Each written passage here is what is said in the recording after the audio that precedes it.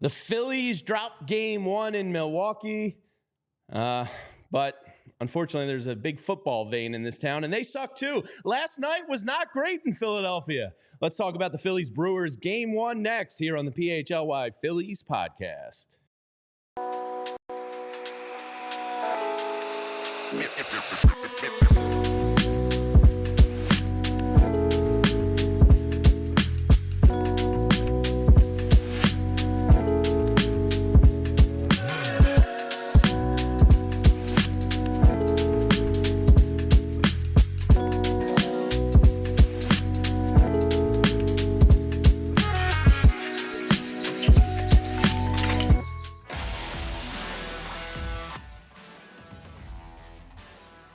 Hello, and I wish I could say it was a happy Tuesday to all out there, but I'll be honest with you folks. Renee, you were there last night. Tyler, I know this is a Philly show, and we're going to talk all Phillies. Jim Salisbury's coming up here at 11:30, but I'm pretty miserable this morning, guys, especially when Bet365 took a lot of my money last night because everything went wrong.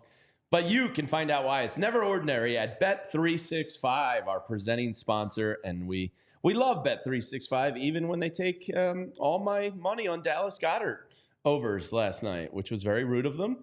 But they provide a service, and I was wrong.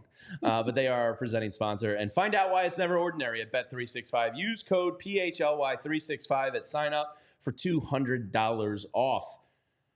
All right, Renee, I've watched the game recap now about 4 times this morning because had some dual duties last night.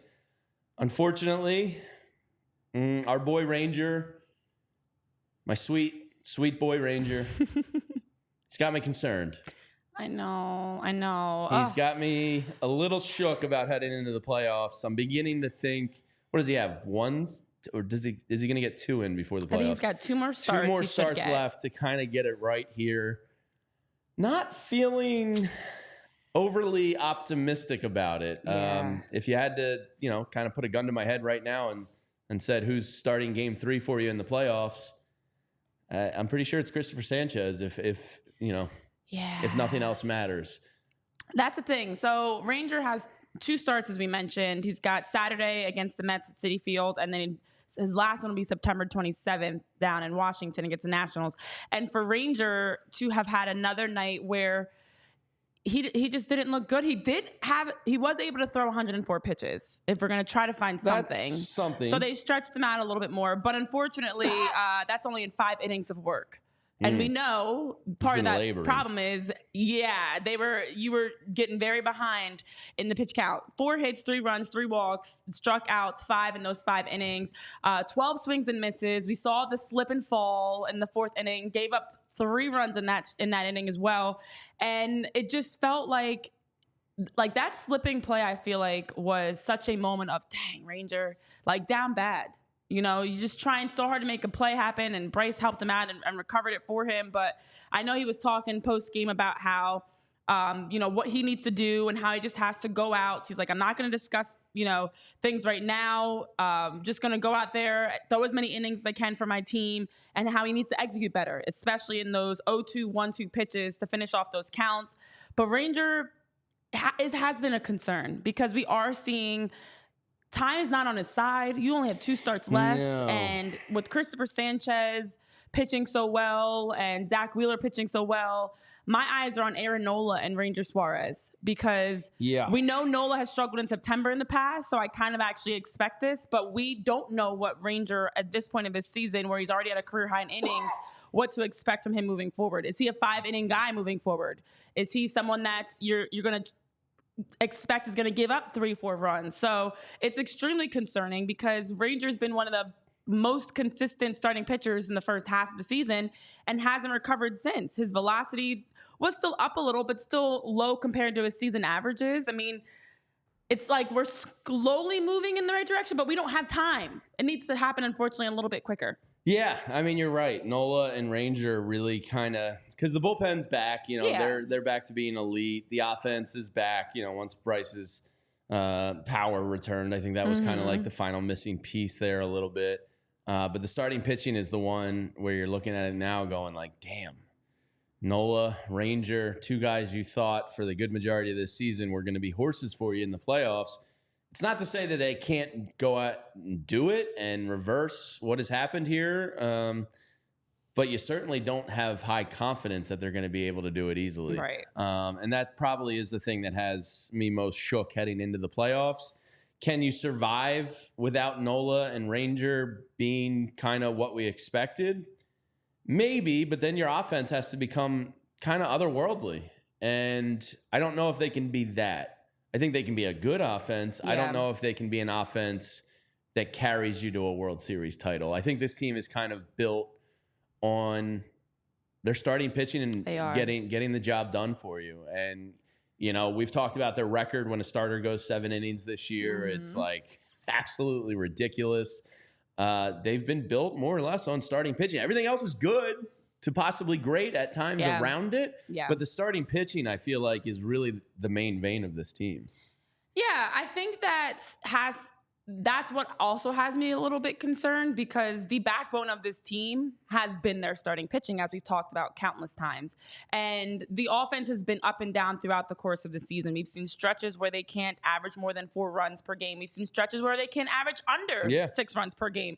You know, it's been a very up and down offensive, which is going to happen naturally in the course of a long season. The starting pitching and the bullpen, let's be honest, we talked about some of their numbers yesterday of their ERA, you know, as a staff being top in baseball, starting pitching and bullpen around a 3. They have been consistently helping the Phillies win games, because you can count on, even if the offense is unable to get going, a night like yesterday, you get a solo home run from Brandon Marsh, you get the RBI from Kyle Schwarber, your offense has, I think it was 11 hits they finished with. If you have your starting pitching able to get you deeper into the game, so with going 7+ innings, that means you're giving up 1, maybe 2 runs at the most. You know, Zach's been averaging like 1 or less run in all of his outings, which now with an offense that might give you 2 or 3 runs, the math is math and you can still win that game. But if you're going out there giving up 4 or 5 runs in your stretch, unfortunately, this offense we can't count on to always deliver. So it's a shame, because if the offense is doing their part, I feel like it wouldn't be as much pressure on the starting pitching. But it has been a lot on them to, if you keep this game low, we have a better chance of winning. The moment that the Brewers hit 6, I was like, and I wasn't watching the game, to be transparent. I was at the link, and I'm like, oh no, it's it was like 5-2, and Kyle Schwarber's RBI like closed the gap, and I was like, okay, they're slowly playing themselves back in this. But then it hit 6, and I actually, you just don't know. Sometimes they can explode and have a 5-run inning. Sometimes they go hitless. So Tyler, we'll go to the NRD for this next question because maybe you have a more rational mind than I do this morning, which is filled with green envy and rage about the Birds. So I might be a little jumbled up here. You know, some of my brain waves might be. So the Phillies do have the 3rd best run differential in baseball at 115. Correct. Behind Milwaukee at 138, which is really shocking. The New York Yankees at 123, and the Dodgers are tied with them at 115, and then Kansas City. That's your top 5. Why does it feel like at times it's such a struggle to produce runs? And I know it's a 162-game season, and it's a long year, and there's going to be games where it's a struggle, but why doesn't it feel like they're a top 3 team in run differential? Well, am I making that up? Is that just between my ears? Well, yeah, I think in that sense it is. They went through an elongated struggle in July.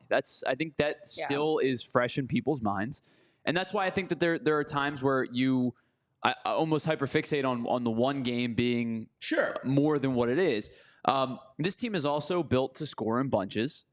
That tends to happen, but they also have done a really nice job as of late of scratching late runs out. They did it against the Mets twice. Mm-hmm. They did it against the Braves the last time those two teams met up. The thing recently to that point is it's been Cal Stevenson's and Buddy Kennedy's and Weston Wilson's. Yeah, and but I don't think it matters who wherever it comes from. Yeah, but you're like it rarely has been lately your stars kind of like pulling off these resiliency wins. Well, I think all you have to. I don't know if I agree with that. I think you only have to go back to Saturday. Bryce Harper had 2 home runs. You only have to go back to the Toronto series. Kyle Schwarber willed you to a win. I don't think it's as far back as you think. I think you're also in a bad mood today, like most of us are. I'm in a terrible mood. JT had a big double the other night, so you're right. I think what we're getting, to be honest, and you guys can tell me if you agree, it feels like every game... It's about projecting into the playoffs, right? No, well, I was going to say every game, pretty consistently, it's one star plus the youngsters. Like it was JT and Cal and Weston. It was Trey and Buddy and Weston. It was Kyle. And like every game, we're getting one of your top hitters that are breaking through. It was Bryce Harper with his 2 home runs. And they're kind of taking turns. Have we had a game? So let's flip it this way. Have we had a game where it's 2 guys top of the batting order? You know, it's typically been, it was Kyle's day. It was Trey had a pair of home runs. It was Bryce Harper with his 2 home runs. It was JT with the walk-off single. Nick Castellanos probably is the most consistent that sways in and out of every game of being able to provide you with something to drive runners home, to help you get on the scoreboard. But it feels like consistently every game we are talking about one guy that we are expecting to come through that delivers, and then he's getting the help from the complementary pieces, the Kyle Stevensons, Buddy Kennedys, Weston Wilsons, Cody Clemens that are adding to that. That's what I feel like is happening with the Phillies offense right now. Whereas in the beginning of the season, it'd be a few guys that were contributing, which is where you were getting the explosion of the offense. So to me, the run differential, that stat makes sense because of how much they have scored at stretches. And it kind of has balanced out. It's not like it's if you average the entire season. Yeah, the second half is not the first half. Yeah, but I do think that what we're getting now as the difference is we're not seeing enough of their top group, like whatever that top 5 or 6 guys of Kyle, Trey, Bryce, Alec, of course, he's working back. Nick, JT, Bryson. We're not, if you want to put them in that group, we're not getting enough of them consistently on the same day contributing in a big way to the offense. Yeah, and I think, this is all, look, the bottom line here is you just need to take one of these next 2 games in Milwaukee to ensure the tiebreaker over the Brewers. Yeah. This is not a overreaction to one game last night. This is, and I think what all Phillies fans have been doing all year here, because it's been evident very early on that they were in fact a playoff team, likely a division winner. Mm-hmm. It's projecting your fears into a postseason series, right? Yeah, like because they've been burned so many times across Philly sports. And game 6 and 7 last year at home versus the Diamondbacks probably has some severe scar tissue in my mind, and people in the chat's mind. Oh yeah, we suffered bad. So I don't know what would have fixed that. You know what I mean? Because the irrational Negadelphian hoagie mouth in the back of my head is saying, well, this is just going to rear its head again in a playoff series, and they're not going to be able to get, a game 6 and 7 performance from Trey, Bryce, and Nick that they need. Yeah. And it's kind of just like talking about the scary part out loud.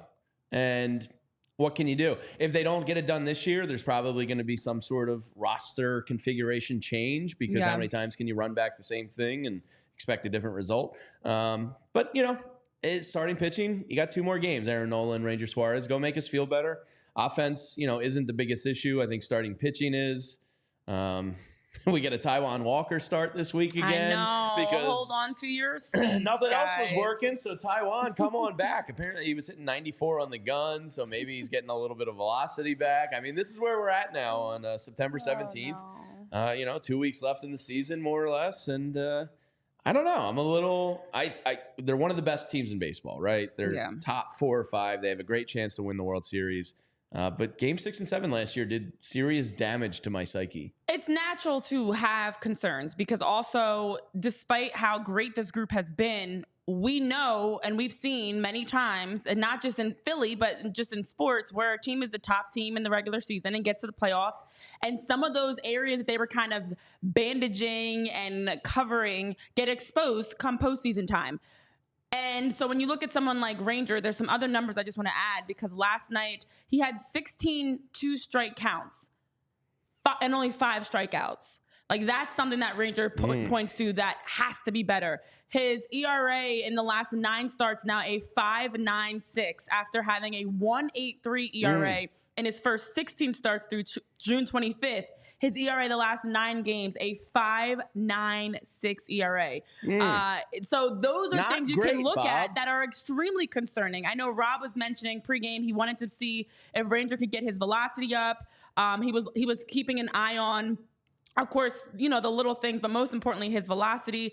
And Ranger did say he felt good. He's like, I'm not going to complain. I feel good physically. He just has those areas, like the fact you had 16 2-strike counts that you have to be better. That's something that's concerning.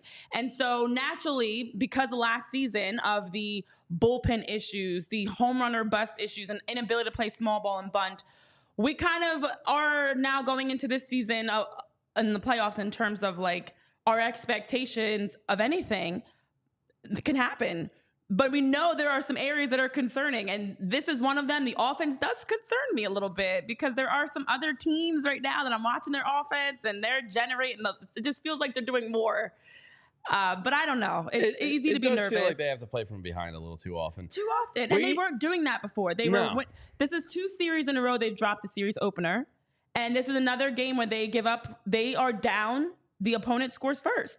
Those are 2 areas that they were doing well at in the beginning of the season. Well, you know who can work for you and assure you're never playing from behind? That's our friends at the Game Time app. I've told you about Game Time for a while now, and I've used the Game Time app for comedy shows, concerts, sporting events. My mother-in-law even took my daughters to see Raffi at the Met just down the street, all on the Game Time app. So whether it's sports, music, theater, comedy, whatever it is, your favorite event, Game Time has got you covered. They have a new feature called the Game Time Picks that makes getting tickets for your favorite live events even easier. Game Time Picks filters out the fluff to show you incredible deals on great seats so you don't have to waste any time searching thousands of tickets.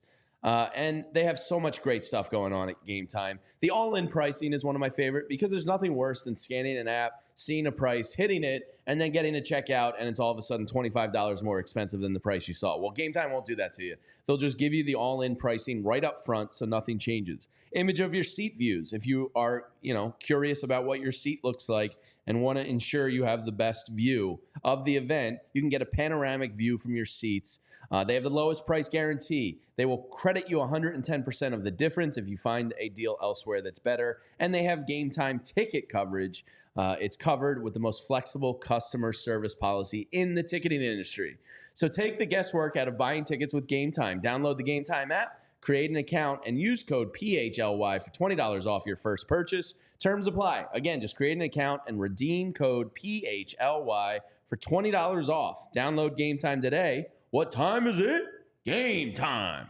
Okay. So this is weird because I used the Game Time app yesterday. I actually should have did this read. I used the Game Time app yesterday to get my tickets for the Eagles game. And as you were doing that read, I kid you guys not, it's on my phone. The Game Time app just sent me a notification saying, "Hope yesterday was fun." It wasn't Game Time. Thanks for using Game Time. Looking for your next event. Check out Eagles versus Browns. I like the fact they sent me a little follow-up message, but please. I hope that yesterday wasn't was fun. It was not fun yesterday. It was torture. It was frustrating. And like we always say, the Game Time app makes it stress-free to buy tickets, but we cannot guarantee the game won't be stressful because last night was very stressful. But you know what does not have to be stressful? Buying new flooring and carpets. Because with Empire today, you get to shop with convenience. They help provide you with the right products for your needs. They have quick and professional installation. And they also want to simplify the process and provide you with a price match guarantee. All these benefits with Empire, in addition to the great quality. I love, love, love a good reno project and some home interior design projects that you're looking to do. Because if you're looking to do some for your own home, it gets confusing when you're trying to figure out what type of carpet do I want? What color, what texture, the thickness, the quality of it, what type of hardwoods am I looking for? Tiles, linoleum, there's so many options to choose from. I love it, but it can be overwhelming. And so with Empire today, they want to help make sure you can get a sense of what's going to look best in your space. They have a virtual floor designer that allows you to actually take a picture to see what that floor is going to look like in your living room, in your kitchen, in your bathroom, in your bedroom, in your man cave or woman cave. So with their virtual floor designer, that makes it easier to just get an idea of instantly how those floors will look in a room. Plus, they also have the ability for you to just have the great customer service because they provide and pride themselves on providing you with the convenience of having the service to be able to answer any questions you have, point you in the right direction, and make it easier. That as you're looking to match that new floor with certain lighting and backsplashes and wallpapers and things like that, it becomes a lot easier. So today you can also schedule a free in-home estimate today. And all listeners can also receive a $350 discount. So you get $350 off when you use the promo code PHLY. There are restrictions that do apply, but head on over to EmpireToday.com/PHLY for details to get $350 off when you use that promo code PHLY. Great prices, great quality, great service, and that's over at Empire Today. Yeah, Jim Salisbury is going to be joining us in about 10 minutes here. Tyler, we have a super chat from our man K-Red. If we can flash that one up, it says, for Jamie, what are your favorite RTJ tracks? How did you notice my RTJ? He noticed that from the beginning of the show. Oh, maybe because I was on Anthony's show. I do have my Run the Jewels show on. I saw Run the Jewels once. That was a great concert. Favorite tracks. So it's a super chat, Renee. I have to obviously. To answer this. Ooh La La really is a one. Legend Has It, I would probably say, or like the top two that come to mind. But if you're unfamiliar with Killer Mike and Run the Jewels and LP, very good stuff. Renee, are you a Run the Jewels fan? I'm not actually. I'm not going to hold you. I'll send you a little playlist later today. As you guys were talking to this, I was like trying to figure out who they. Okay, I'm not going to say more. I don't listen to their music. I'm going to have to send you some tracks, Renee. All right, I'll send you some music too. Yeah, I think I know most of your music. You don't. No? Oh, you guys want to play that game, huh? That'll be fun. You definitely don't. I think I know like what you're into a little bit. What are you implying? Is it deeper than something I know here? I mean, like you're like poppy, like popular music, right? Like no. What's an obscure band that you're into that I wouldn't know? Well, it's not band, so there you go. Or performer. I don't listen to bands. Performer. Whatever you want to call. Solo music act. Obviously, everybody's on the Kendrick Lamar wave right now. That's an easy one. Yeah, Kendrick's great. But I still love old school music. Like old school 70s Frankie Beverly, like Jalen Hurts stuff. Yes, or like there was a little Anita Baker playing at Salt and Pepper, like all of the above. Okay. I do. Queen and Latifah? then okay. Like old school. I don't really listen to Queen Latifah's music like that, but yeah, you're kind of veering a little bit. But I'm more Beyonce, Drake. I still like those I don't know, early... man. I listen to these obscure artists. Like, you ever heard of Beyonce? No, that's what you just. If we go into obscure bands, Tyler's gonna win. He listens to like Spaghetti Car Seat You Headrest. know the people, but you probably don't know the songs. So yeah, you know the people. Yeah, like I never got into Drake ever once. Yeah, like I was with Roy and Rich last night, and a Drake song came on. Andrew was like, "What is this?" Do you know like Her and I know Her. Summer Walker and Usher's new music. So you know the people, but you don't know Walker. Okay. Yeah. But I wouldn't be able to name a lot of tracks from these people. Yeah, like Coco Jones. Don't know her. Okay. See, now I'm getting a little deeper. Yeah, I started real surface level. I'm getting a little deeper here. All right, that's it. I'm not going to keep going because I'm noticing I'm losing you here. Maybe we'll ask Jim Salisbury his favorite obscure band. Tyler, if there's a metal group with the most obscure band name in the world that you're into that people have never heard of, what is it? Pterodactyl Talon Fire Breathers? Listen, there's some wild metal names that are like actually almost to the point where you go, how do you even like how did that happen? You know what I mean? What's the death metal group that dresses up like the Ronald McDonald Gang? Oh, Max Sabbath. Yeah, they're wild. I'm not sure how heavy they actually are because they play Black Sabbath's music, which is classic rock, classic metal type of thing. Yeah. Pick an obscure one. Just give me something good. Oh gosh. I'll get back to you on that. I'm gonna try to rack my brain to get you crazy. Speaking of music, Rich Homie Kwan's funeral is today. Do you know who that is? Yes. Oh, okay. I do. Okay. Yeah. Do you know any of his songs? No, never really got into him like that, but I'm aware of another great talent. Lost too young. Yeah. Pop Smoke, Rich Homie Kwan. Yeah. But yes, off the rails we go. There was our rabbit hole of music, thanks to K-Red's super chat there on my shirt. All right, so the rest of the series, Jim Salisbury going to be joining us in about 5 minutes here. Rest of the series, all right, Zack Wheeler's on the mound tonight. You need one of these next two to hold the tiebreaker over Milwaukee. Yeah. He's going against a fantasy baseball pitcher of mine that I seem to get every single year in Frankie Montas, who's just like... If he was your number 5, it would be a great situation. Like, he's just a guy that can battle a little bit, keep you in games, occasionally be great. But Zack Wheeler definitely has the advantage over him. And then tomorrow, Aaron Nola versus Freddie Peralta, 2 pretty evenly matched pitchers this year. Peralta with a little more K stuff than Nola currently, but they hover around the same ERA. I'd really like Zack Wheeler to take care of it tonight to just get that one, because I don't want the season tiebreaker with the Brewers hanging on the shoulder blades of Aaron Nola. And it sucks to say that out loud, but you kind of are at a point with Nola where you don't really want him in the big game spot. You don't. It's the reality, unfortunately. Listen, you also have the reality that the Brewers are, their magic number to clinch the NL Central is 2, and they obviously are now also focusing on trying to get that first round bye. This is a playoff matchup. It's a big one for both teams. So because the stakes are so high, most people are stepping up with the stakes being high. But we don't know what to expect in terms of what Aaron Nola is going to do on the mound tomorrow. So absolutely agree with you that our trust is in Zack Wheeler tonight, because that's a great opportunity. If you can take care of business, it's bigger than just winning this series. It's about locking in the tiebreaker for the season series, and you'll be able to do that if you win tonight. Aaron, I do not have the most faith in, so that, I agree, makes me nervous. Yeah, Tyler, how you feeling with us? Zack Wheeler needs to get it done tonight because you don't want it hanging on in Aaron Nola's hands. It's almost unfortunate. John and I were talking about this morning. So with the culmination of everything that happened yesterday. And that's the John Mark Show at 8 a.m. Everybody how check about it out. that? That's a good plug. Tyler's kicking ass on it. Yesterday. And Tyler, you also, let's self-promote. You got Penn State today. Yes, 3 o'clock today. Special time. 3 o'clock, Penn State show with Adam Telefero and Jason Cabinda. Yes. Right. Thank you. Appreciate that. Yeah. Yesterday was an unfortunate culmination of events where the Phillies lose a game. You know, listen, one game of 162. That one's the easier one to swallow. Sure. Obviously, the Eagles is a big one. Like there is a who are the Eagles? It's professional ping pong team. Okay. There is an almost unfair onus that is going to get put on Zack Wheeler today. Like, hey, you're the ace.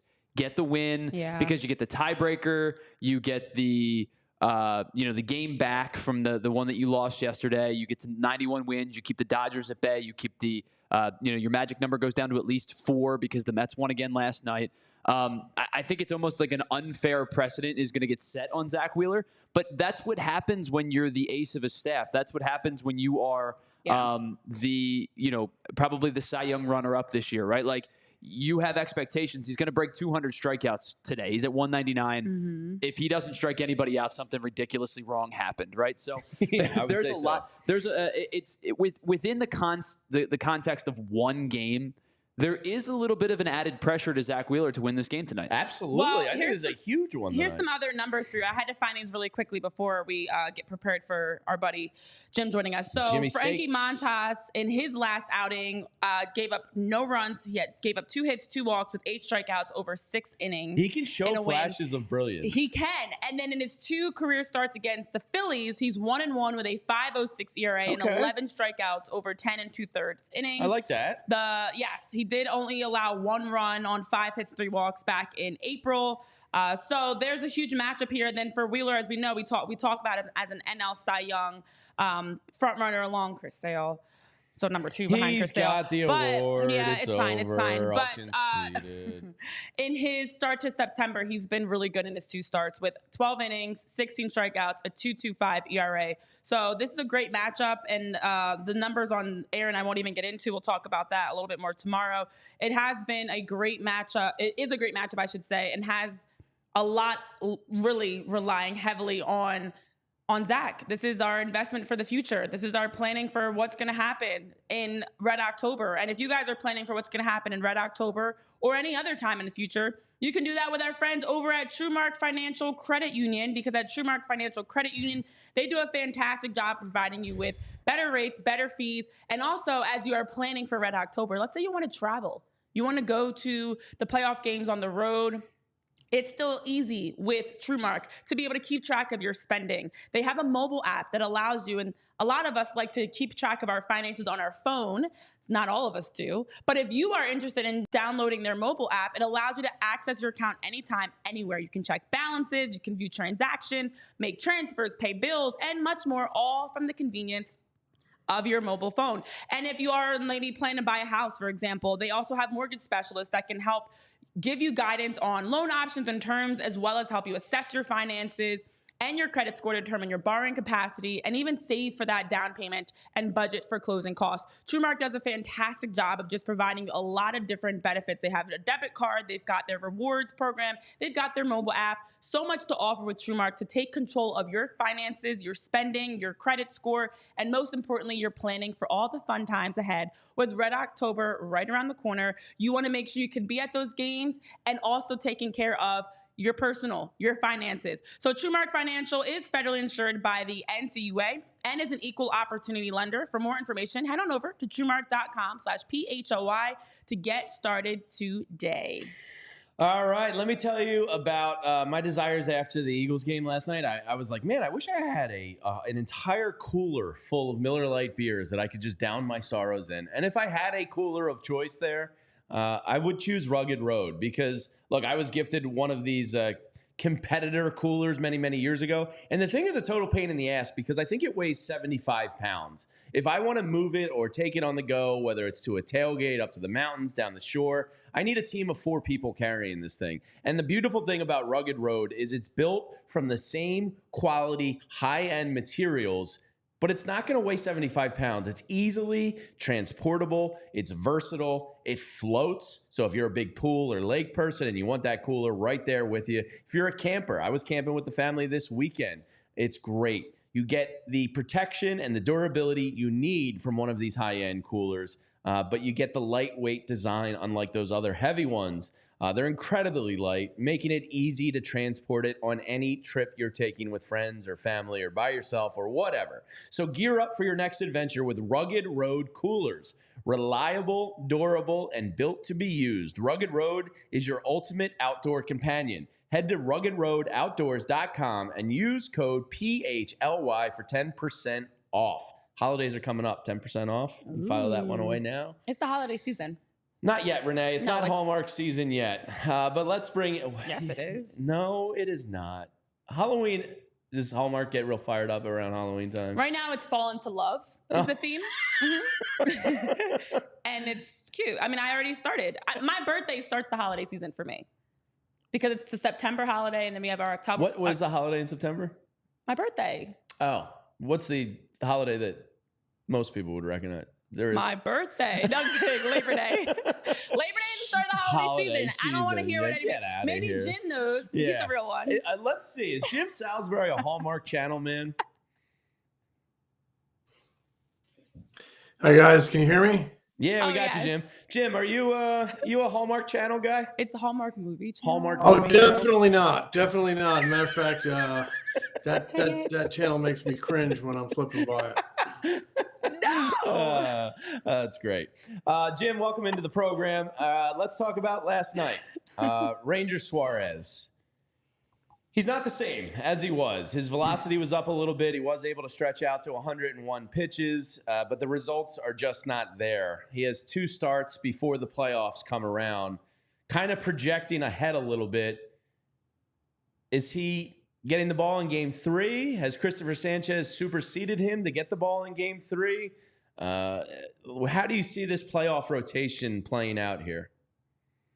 Yeah, I think, and I'm having a little bit of trouble hearing you guys, so I hope you can hear me okay. But, in terms of the playoff rotation, yeah, I think Sanchez has definitely moved past Ranger and maybe even Nola. That's something they're going to have to discuss, whether they want to pitch Nola in game 2 or Sanchez in game 2. Obviously, Sanchez has really good numbers at home, so that might be something you want to consider. You could pitch Nola in game 3 on the road. He's a veteran, hostile environment, should be able to handle it. That said, maybe you just want to keep it Wheeler Nola because, been there, done that, and why upset the apple cart. We certainly know that, Nola's had a couple tough ones, but he can kickstart it at any time and look pretty good. He's done it before. Yeah, I don't think, what we've seen from Ranger is just not the same Ranger we saw in the first 2.5, close to 3 months. And we were talking a lot about, wow, all-star game. We were talking a lot about, is he a candidate for the Cy Young? And if you remember, I would always caution that you have to do it for 6 months. And this is case in point. You have to do it for 6 months. What we've seen, he's been on the IL, but 5 starts back. He doesn't look like the same guy. He doesn't look to be in great shape. The velocity has not been what it was. The location has not been what it was. The crispness, all of the above. And he threw an awful lot of pitches last night. Threw some good cutters in on righties. I thought that was encouraging. But a couple starts left for them to really decide where he's going to fit in that postseason rotation. But I do think, getting back to your original question, Christopher Sanchez is probably moved by him. From what we've seen from Sanchez has been really, really impressive.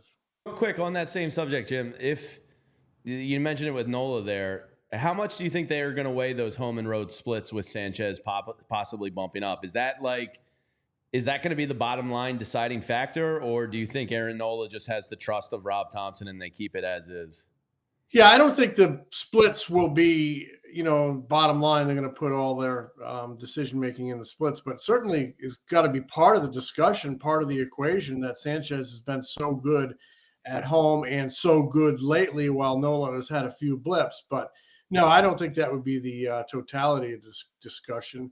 I mean, you mentioned the word trust, and they do trust Nola. Rob Thompson trusts Nola. The front office trusts Nola. Nola's been there.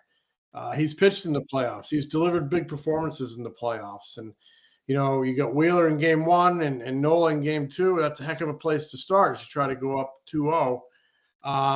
But Sanchez has pitched great too. So they might decide to flip-flop it. And if you can get that game, now you got Wheeler in Nola in game 3 on the road. That's a nice place to be as well. So they have a lot to talk about here. I would hate to see them, award Christopher Sanchez the number 2 start and him all of a sudden feel like he has to do more. He just needs to be Christopher Sanchez, just needs to do what he's done. But, sometimes I think there is that human nature where you kind of get a little bit of a promotion and at first you try to do too much.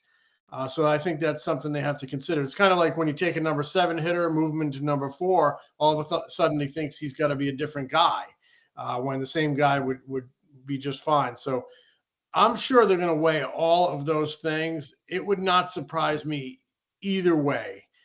If they go Sanchez 2, try to capitalize on his hot streak and his numbers at home and feel good about having Nola in game 3, or feel good about having Nola in game 2 behind Wheeler and try to go for a real quick strike. So a lot of balls in the air there, but to answer your original question, I don't think it's going to be all about the splits. I think history is going to weigh into it, experience, and how they feel about Nola. In the big picture, he's built a pretty good body of work here.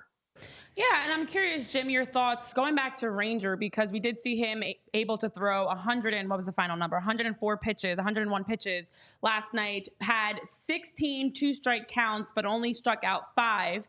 And his ERA in the last 9 starts has been a 5.96. So it drastically has changed. Of course, in the midst of that was his back spasms and different injuries.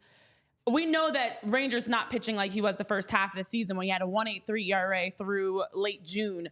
Do you feel optimistic, though, in terms of his velocity is getting higher, the pitch count's getting higher, 2 starts left? How do you manage him, and how optimistic are you with his gradual progression with, postseason play so close? Yeah, you mentioned the 0-2, the 2 strike counts, I'm sorry, and just not really finishing guys like he did early in the season. I just think that speaks to location and the crispness of his stuff and the overall life on his stuff. It just hasn't come back yet. It is, picked up a little bit here, but it's still below his season averages. He's got 2 more starts. I think he can turn around at any point. I'm certainly not down on the guy. I just feel like right now you got 3 guys pitching better than him. If he could, start dialing it in here, and you can go, 4 big ones deep again, that's only going to help you big time in the playoffs. He's got it in him. But it has been slow coming back. I'm not sure why. It's been 5 starts now. They talk about the lack of a minor league rehab start or 2. Well, it's been 5 starts at the big league level. He should be, that's his rehab. We should start seeing better results. There were pockets last night that, he looked like his old self. I mentioned the cutter inside to right, I thought was a pretty good pitch. He just needs to keep building on it and needs to keep getting in better shape. I don't know if his legs are slow coming back or what, but I'll tell you this, they could really use him because, starting pitching was the bedrock of how they built that best record in baseball. And it will be the thing that I think is their big difference maker in the postseason. So if they could go 4 deep instead of 3 deep, that'd be a really good thing. Jim, projecting ahead to the playoffs, if you are, look, you got to win one of these next 2 to hold the tiebreaker over Milwaukee to pretty much lock in, a bye in the first round there. If you're looking ahead a little bit, do you think there's any actual conversations that will be had next week of 1 versus 2 seed, or is getting the 1 seed in Citizens Bank Park, going to rule all? I say that because as it's currently constructed, you could either face the winner of the Brewers Mets or the Diamondbacks Padres. I think one of those is an easier path, and I think that's Brewers Mets. Right. Is that something that's going to be genuinely discussed, or is that just fodder amongst us talking heads? It might be discussed in passing. I think they discuss everything. They have a large team in their front office, but if it was up to me, I'm focused on winning as many ball games as possible and locking up the best record in baseball through the entire month of October and the World Series, because all along the World Series has been your goal. And Citizens Bank Park, games 6 and 7 last year notwithstanding, can be a difference maker for this team. So, look, I know everybody can come up with the 2011 and how they had to play a red-hot Cardinals team, and if they didn't beat the Braves, they wouldn't have to, all that stuff. But I just think you're getting way too complicated when you start, picking and choosing your opponents. The only opponent to me that matters is the guy on the field that night, and you got to go out and beat him. So I really don't care who they play in the postseason. I think if they play well, get good starting pitching, good bullpen, good defense, run the bases well, don't walk people, don't give extra bases. I think they can beat anybody if they're on top of their game. If they start swinging and missing and chasing and trying to hit 7-run home runs, then they could be a quick out to any team. But I will acknowledge, I think San Diego and Arizona are probably tougher matchups for the Phillies, but they can beat them. And I will say this, the Mets seem to have something special going, and that would be a hell of a series with a lot of emotion. And the Mets would not be an easy out. So it doesn't matter who you play at this time of year. You're going to play a quality team. And if you're not on your game, you're going to go home. Yeah, that's the truth, Jim. Honestly, the road to the World Series is never easy, and whoever you face is going to be difficult. But you talked about a difference maker. There's one guy that would be a great difference maker in the Phillies uniform. We have heard the discussion of Juan Soto and what his future is going to look like at 25 years old, still in the prime of his career. And Bob Nightingale put out a piece reporting that there are the top 5 teams that seem to be rumored and connected to Juan Soto. The Phillies were one of them, along with the Mets, Yankees, Blue Jays, and the 5th team is escaping me. The Giants. Thank you, Jamie. What are your thoughts on, I know we're looking way ahead now, talking off season, Juan Soto reuniting with Bryce, Kyle, Trey here with the Phillies? Is it something you feel like is going to happen? Is this just, the Phillies have been very involved in previous conversations with guys like Yoshinobu Yamamoto and gone all in on that. So to me, seems like a deal that they would actively pursue. How good would he look in a Phillies uniform? And are you optimistic that they can make this deal happen and lock in on Juan Soto in the offseason? Well, I can give you a really short answer if you like. I don't see it happening. Yeah, I don't see it happening. I mean, he's going to be like $500 million plus. I mean, they already have $200-300 million guys. Harper has 7 years left. Soto has 9. Turner has 9 years left. Look, Soto's a great player. He's having a great year. I think there's going to be a hell of a lot of pressure on the Yankees to retain him. I think the Mets are going to be in it. I think there's a lot of pressure on the Giants to become relevant again. And, they have a kind of, going back to Barry Bonds, a history of star players, Willie Mays. I think there'll be pressure on them to be in that hunt for a star player. I think it's natural for anybody to connect the Phillies to Soto because he's a great player and he's going to be very expensive, and the Phillies have very deep pockets, and they've been involved with superstar talents before and in a number of cases closed the deal. His agent is Scott Boras. They have a history with Scott Boras of hammering out deals, but I don't see this one happening. I don't see him being a fit. I'd love to have him baseball wise, but where their payroll is and their, that tax as they continue to go up and up and up, and it hurts you in a lot of different ways. I don't see, I'm sure you're going to hear his name all winter long connected to the Phillies because that's good business for Soto and his team of handlers. It's also probably good business for the Phillies to find out what the market looks like, kick the tires, figure out what your rivals are trying to do, maybe drive the price up, but I don't see it happening. All right, Jim, Zack Wheeler, you just got to get one of these next two to hold the tiebreaker against a guy that I seem to own in fantasy baseball every single year, Frankie Montas. What do you think tonight? Does Zack Wheeler get it done and just get this tiebreaker W for the Phils tonight? What's your feeling? Yeah, I think so. I mean, I'll always bet on Zack Wheeler. He's a great pitcher, and he's trying to chase down that Cy Young. I think right now he's in second place behind Chris Sale, who's leading him in a number of important categories. But with 2 starts left, you can believe, Zack Wheeler's going to go out there and look to dominate. And he's got the stuff to do that, and a lot of stakes on this game. They need to win one of these games in Milwaukee. Need to take numbers off the magic number. And he's the right guy to do it. He's awfully good. And this team's prize is going to be in October. That's where the big prize is. And they need Zack Wheeler to finish strong here with two good ones and go into October and do a Cole Hamels act and put that team on his back and take them to special places. That'd be great. And you can read all of Jim's writing. Had a great piece up with the Mets series last week. And there will be another up this week on allphly.com. So make sure you're following Jim and his writing on allphly. Jim, we thank you as always, and we will talk again soon, my friend. Okay. Have a great day, guys. See you, Jim. Good stuff there with Jim. We have a super chat, another one. Oh, yeah. From our man, Jay Flo. Let's see. It says our resident Diamondbacks fan. I can read it. Hey, if he supports us with super chats, Jay Flo, you're welcome here every second of every hour we're on. It says range. My old man eyes and the lights and lack of sleep and lack of coffee. Ranger. Let's see how far I can get. Ranger needs to step up. Gosh. Arizona will be a horrible matchup. Not afraid of CBP, and BP is shut down.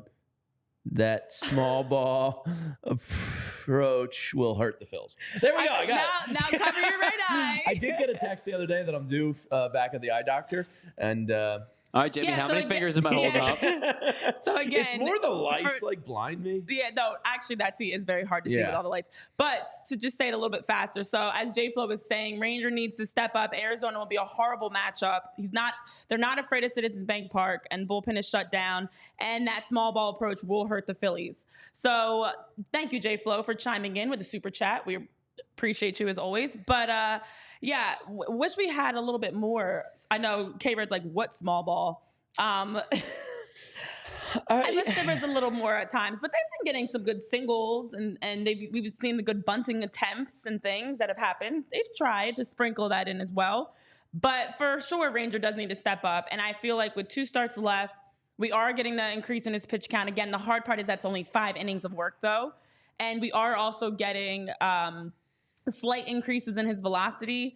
So hopefully with the 2 starts, they'll have some simulated, if they can lock in on that first round bye, you get some simulated games and things that maybe all of that will help Ranger be ready for the playoffs. What do you guys think about the question I asked Jim about your opponent? If you do lock up a bye in the first round, what Jim said is right. Getting home field advantage is the most important thing. Citizens Bank Park has been a true advantage for the Phillies. It's undeniable, right? I also feel like beating the Mets and Brewers is an easier path than playing the Diamondbacks or Padres, who are both second half hot. Not that the Mets aren't, and not that the Brewers haven't been all year, but it just feels like, to me, I would still go for the 1 seed. Like, ultimately, that is my answer. Just go for the 1 seed, get home field advantage. You play who you play. But it does have me thinking a little bit of like, all right, if there's 4 games left to play and you've locked up the bye, do you start playing games with the Dodgers to... Some people out there probably would. My issue with it is the Padres are hot. And look, I know that's what's in. And we went out there and dominated them in their own home park. I understand all that. But part of me does go, I know, because to your point, I know Steven Garrison saying it in the chat as well. You look at the Diamondbacks and the Padres, you do not want to face either of them. Chase Field is a house of horrors. And the matchup is not good. Your stadium is a home field advantage too. For whatever reason, the matchup definitely with the Diamondbacks is very bad. The Diamondbacks have the upper hand in the season. They have they've won the season series against the Phillies because they just, for whatever reason, they can't play go up against the Phillies and have this extra level of like confidence and swagger, and everybody is playing really well. It's the dry heat out there. Yeah, it's crazy. So for that, I would also agree with you that you want to try to avoid them. But the reality is, once you get to that point, you're going for it. And I know we've seen teams, I've been on teams like this, where you think you have the quote-unquote easier matchup. It doesn't matter when you get to the playoffs because everyone's going to elevate their game and play with the chip on their shoulder. The difference is the Phillies have to bring that too. And we saw them do it at stretches in the past 2 postseasons. And when they get bounced is when they start getting a little bit complacent and not putting the team, going on and winning the series and putting that team away. They had it last year in the NLCS. So I think regardless who they play, it's going to be a dogfight. They just have to be ready to step up. So Tyler, if you're Rob Thompson and Dave Dombrowski and you have this conversation, you've locked up the bye, what's your overruling? So here's my thing. Play. The amount of people that have complained about the bye and it being a faltering factor. I do think it's legit. I don't like taking time off. But I don't know what else you would do. Here's my thing. It's obviously the right decision. I'm not saying you don't take it. Yeah, I don't know what the alternative is. I don't like after a year of 162 games taking 3 or 4 days because off. It takes you so far out of your routine. On the other side, I'm so sorry to cut you off, Tyler. I'm going to let you finish, Taylor Swift. But on the other side, I'll let you finish. If instead the number 1 seed had to play, let's say you'd have to add another team or remove a team. You'd have to change the format of the playoffs. If they play in the first round and get bounced, now you have people complaining. Yeah. We were the best team in baseball all season and we lost the first round. You always leave yourself an out to complain. Yeah, like any good sports whenever that number 1 seed loses, they are going to be complaining because they're going to blame the playoff format. So it's just not. All right, go ahead, T Swift. Here's what I'm talking about with the bye. Yourself included, Jamie, because you're a coward. Yes. If you are worried about the bye and worried about sitting around, I'm not really. Here's my point. I don't like it. If you're worried about that already, you're going to be extra worried about taking then 3-4 extra games and taking your foot off the gas. Once you take your foot off the gas, if it's hard, if you believe that it's hard to like re-engage because of the bye, and you're adding an extra 3 games to that, you're like, if your argument for like against the bye is that you are taking your foot off the gas, you're like extra taking your foot off the gas if you are trying to manipulate matchups. So if you get to stack your rotation the way you want it with the bye. Stack the rotation's a little bit different because you're going to get the bye anyway. So like, I'm not saying on the last week of the year to have Zack Wheeler go 112 pitches.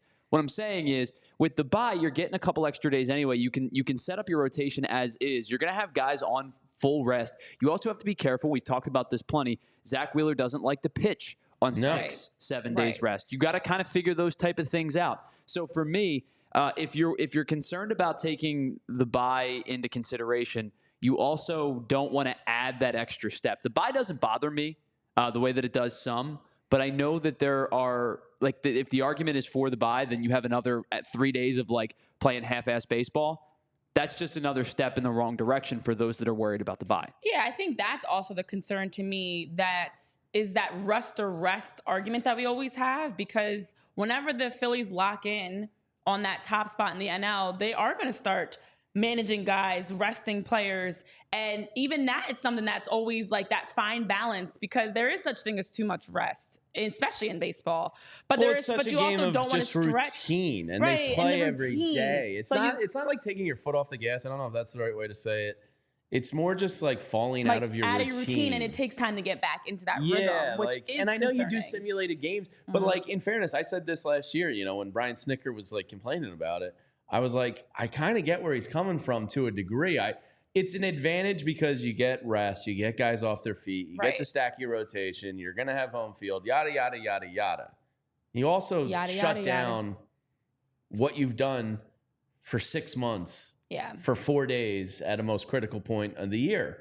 And, I do think there's a little validity to it. That being said, like, go get the 1 seed, Of course. But it does enter my mind a little bit like, damn, at the end of the year, you got to just shut down. All right, we're on our way out here, but Triz, our man Trizzolini, just shared this in our Discord, and this does suck. Zack Wheeler. Look, the Cy Young is Chris Sale's. I tried. I tried to put as much positive thought about Chris Sale implosions out there. BC, your Dodgers did nothing for us. I was trying. In fact, the Braves were the ones that had this explosion offensively. But listen to this. Zack Wheeler, NBC Sports Philly just tweeted this out. Zack Wheeler in the month of August and since the start of August, so that includes September, he is 5-1. With a 1.76 ERA. And the man is not going to get another Cy Young. Chris Sale, again, another guy that hasn't gotten a Cy Young, deservedly, deserves one, baseball. But this sucks for Zack Wheeler. He should have won it 2 years ago. This should have been put behind us. And the poor guy is going to lose out on the Cy Young to Chris Sale with a spectacular close to the season again. Do you guys think that there's more? There would have been more validity to, or more annoyance to him losing to Corbin Burns a couple years ago, or him losing to Chris Sale this year? Because to me, the argument would have been much stronger the year that Corbin Burns won it than it is this year. Chris Sale's been since. Chris Sale's was good, pitcher. But Sale has been just off the charts this year. And the thing that just makes it the most frustrating is knowing he's going to fall short again.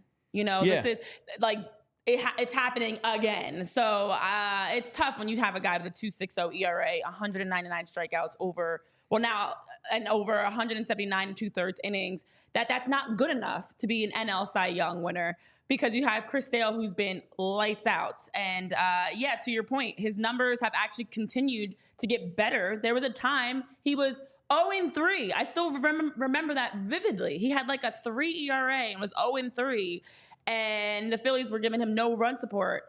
And here we are now talking the end of the season. He literally has gotten better as the season progressed. And still, it's not enough because Chris Sale has just been...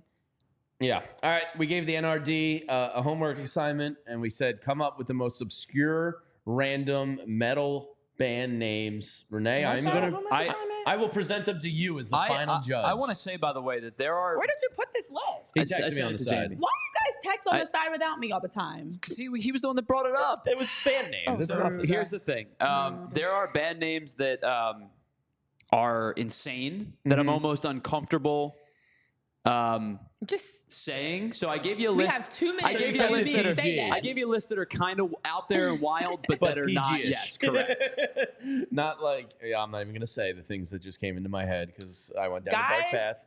All right, here they are, Renee. You judge which is the most obscure. And these are real. Metal band names. Yes. These are all real from the Tyler Zulli catalog. Fit for an autopsy. Wait, what? Fit for an autopsy. Yeah, they're from Jersey.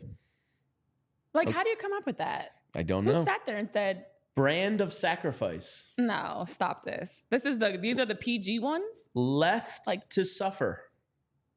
What? Job for a Cowboy. It's getting worse. And final one, Signs of the Swarm. Why are they all sentences?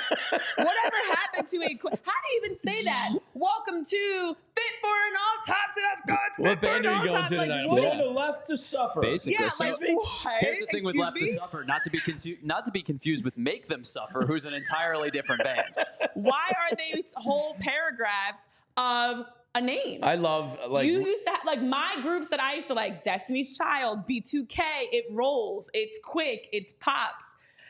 Metal's a little different animal than everything else. What is is? One of my favorite things to do with my buddies from college is somebody will text something like random, and I'll be like, "There's a great band name for you," and like you turn like a random text into a band name, like, like Masturbating Squirrels. I could see them being like a metal band. Oh my gosh, Jesus! Right? Doesn't that sound like a metal band? You can make up anything, and it sounds like a metal band. Like I don't even know actually. I'm gonna say like I kind of ruined your mind there with Masturbating Squirrels. We gotta go. Bro, Masturbating Squirrels are coming to town. We gotta go. All right, that's going to do it for us here on the PHLY Phillies podcast. To everybody that hung out with us today, we appreciate you and thank you. To Jim Salisbury. Make sure you're reading his work on allphly.com. We're back tomorrow with the Aaron Nola post-game show. Oh, gosh. What could go wrong? Get it done tonight, Zach. Please, please. We'll see you tomorrow on the post-game show. We all silly like the mayor.